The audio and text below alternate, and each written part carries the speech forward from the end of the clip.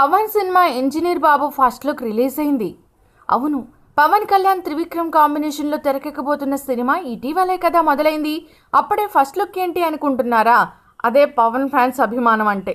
పవన్కు సంబంధించిన ఏ న్యూస్ బయటకు వచ్చినా వెంటనే మీడియాలో హల్చల్ చేసింది అభిమానులే. పవన్ త్రివిక్రమ్ కాంబినేషన్లో తెరకెక్కుతున్న మూవీకి ఇంజనీర్ బాబు అనే టైటిల్ బయటికి రాగానే వెంటనే ఫ్యాన్ మేడ్ పోస్టర్ రెడీ చేసి నెట్లో వదిలారు. ఇటీవలే విడుదలైన కాటమరాయుడులోని పవన్ స్టిల్ ఒకటి తీసుకుని దాన్నే కొత్త పోస్టర్ కోసం వాడుకున్నారు.